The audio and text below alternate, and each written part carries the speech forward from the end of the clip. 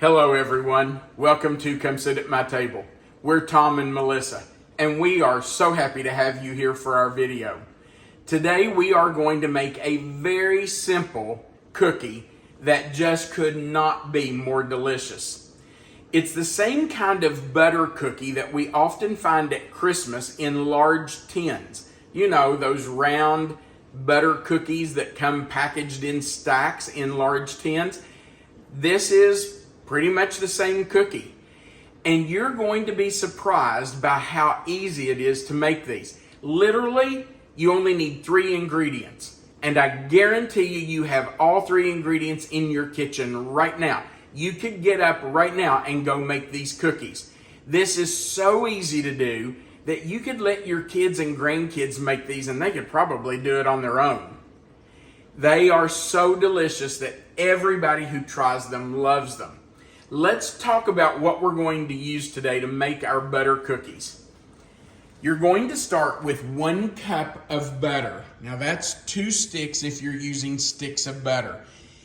We need to microwave this, even though these are at room temperature. We need to microwave those until they just barely start to melt. You want to see just a little bit of liquid butter in the bottom of your plate before you start mixing them. You don't want to completely melt them. You just want them soft enough that they've started to melt.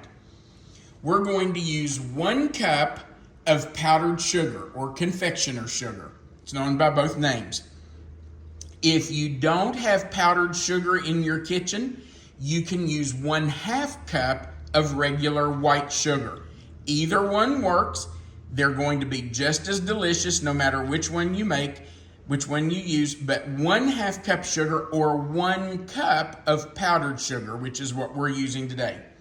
And the last ingredient is 2 cups of all-purpose flour that you have lightly spooned into your measuring cups and leveled off. Butter, sugar, and flour. Now let me tell you, I've got a little secret about this cookie that is one thing that really makes Melissa and me love it. There are so many ways you can change this cookie. One of the things you can do is add flavoring. Now I'm just going to be honest with you, most of the time when we make it, we don't add flavoring. We just use the butter, flour, and sugar.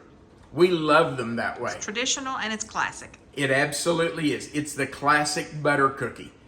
But today, we are going to add 1 teaspoon of lemon extract. And you can add just about any extract or any flavoring you want. You could add vanilla, you could add almond, you could add Peppermint. Peppermint, absolutely. At Christmas, maybe you want to add peppermint. You can add whatever flavoring you like. Also, you can sprinkle the top with sparkling sugar. Now, Melissa and I love this. I think Melissa loves it more than I do. I like the crunch it gives it. She does. She loves the crunch that, and a lot of times I use this on top of sweetbreads and things like that. And she loves this on butter cookies. So today I am going to put some sparkling sugar on. But you don't have to do that. All you need is butter, sugar, and flour. Now, the first thing I have to do is get my butter really soft. And I'm going to watch it very closely as we put it in the microwave because I don't want it to melt. I just want it to begin to melt. I want a little bit of liquid in the bottom of the plate. So let me do that. Okay, you can see that my butter has started to melt. So I'm going to take it and my sugar over to my mixing bowl. And I'm just going to pour that right in. Now, we want these two to cream together until they are light and fluffy. And we want this butter to change color. We want it to be a really, really, really pale yellow or even almost a white color. It's going to be really, really light colored. So we're going to let it beat for, I'm going to say probably 5 minutes or so. Just let it sit there and beat. Now I'm going to start, let me scrape off my spatula a little bit, get all that butter off there. I'm going to start on the lowest speed and let that incorporate just a second. Then I'm going to turn it. Oh, I'm maybe not all the way on high, but I'm going to turn it way up because I want it to whip. Okay, we're just going to let it sit here for 5 minutes and whip. All right, our butter and sugar have been creaming for 5 minutes. So I'm going to add our flour. By the way, I am going to scrape down the top of this paddle just a little because I want to make sure that all that butter is down in there. So I'm just going to go around the edges and make sure it's all in there. Okay. Now we're going to add our 2 cups flour. And we're going to turn our mixer back on. It will look very crumbly when it first starts mixing. And that's okay. That's the way it should look. But then as it continues to mix, and I am starting on the lowest speed here, but once the flour is incorporated, I will turn it up. As it mixes, that crumbly mixture is going to turn into a cohesive ball of dough. And it's already starting. As soon as, well, I guess I could go ahead and do that now. I normally add it at the end. But since we're going to, and honestly, I almost forgot to do it because rarely do I add flavoring. Okay, so that's in. But we just want to continue mixing this for a minute or so until it becomes a ball of dough.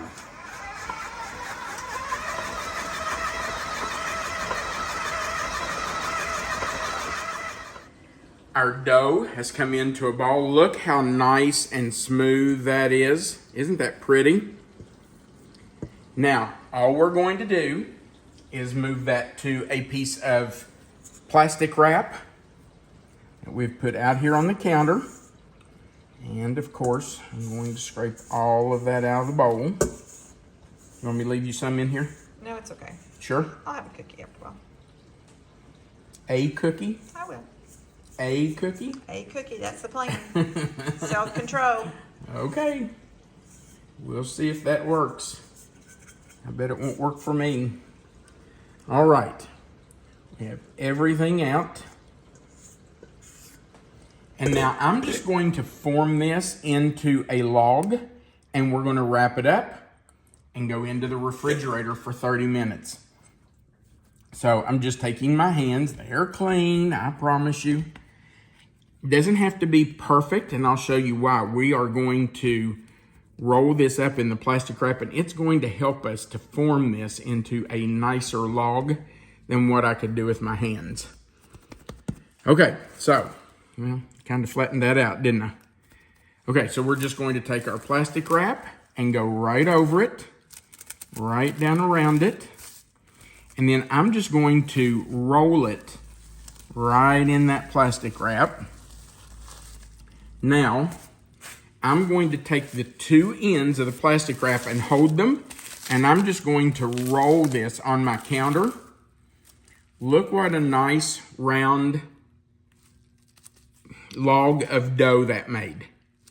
So now I have my sugar cookie dough into a log form. I'm going into my refrigerator for at least 30 minutes. Then we'll come back and slice it, and we're going to bake it. By the way, while it's in the refrigerator, you will need to get your oven preheated to 350. Okay, in we go. Our cookie dough has been in the refrigerator for 30 minutes, and let me tell you, that's the minimum amount of time that you should have it in there. Then we're just going to slice the cookies, just like you would slice and bake cookies that you buy at the store. You can slice them as thick or as thin as you want. We like to take them and just dip them right in some sparkling sugar and put them on our cookie sheet. So that's what I'm doing. Just putting them right in the sugar, getting them coated really well. You want to leave, maybe a couple of inches between the cookies. At this point, if you bake them, they will spread just a little bit. So you do need to leave a little room for them. If you want, and this is what we usually do, you can put these in the freezer at this point and let them freeze. And then I bake them from frozen. But They don't spread as much when you do that. They won't spread as much. They'll be thicker and not as big around. I just think they're nicer cookies. But, you know, you do it the way you want to. It's totally up to you. But all you need to do is just slice them. If you want to put them in the sugar, you can do that. So I'm going to finish slicing these and get my cookie sheet full.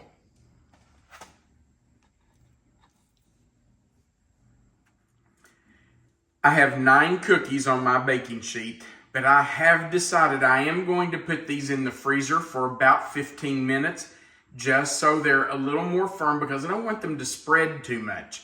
So I'm going to throw them in the freezer, then we'll take them out. My oven is preheated to 350 degrees, and when we put them in there, we will bake them for 15 to 20 minutes. We will watch them to make sure they don't get too brown. All right, I'm going into the freezer for 15 minutes. Our cookies have finished baking.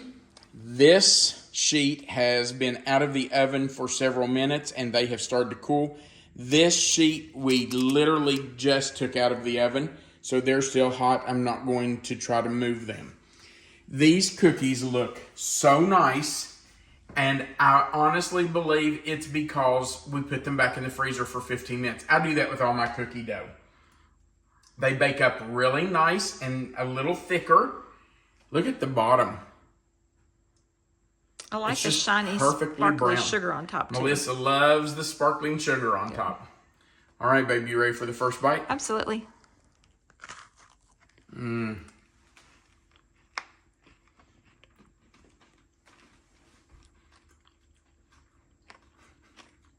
So good. They are so good. Wow. I really like the lemon in it, too. Yeah, I made these last week, but I didn't put the lemon in those, and I didn't put the sugar on top. I just made the cookies for us, and they were delicious. But if you want a little flavor in the cookies, you can add some lemon or vanilla or whatever. But they're good either way. And then that sugar on top just puts them over the top. They are so good. By the way, as you saw when Melissa showed a picture, I did get 13 cookies. Normally, I try to get 12.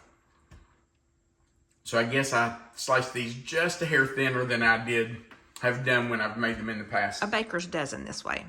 I got a baker's dozen. You don't hear about a baker's dozen very often anymore, do you? Not really. When I was a kid growing up, if you bought a dozen of something, you always got 13. The store owner, the shop owner wanted to give you an extra one to make you feel like you got your money's worth so you'd come back. But we don't hear about that much anymore. But I got a baker's dozen. Slice them just a hair thicker and you'll get a dozen. All right, thank you so much for being here for our video. We hope you make these butter cookies. Literally 3 ingredients, and you have it probably in your kitchen right now. We would appreciate if you'd go right below the video and click the like button. If you haven't before, we invite you to click that subscribe button, the little notification bell beside of it, and then the word all. That will just join you to our channel.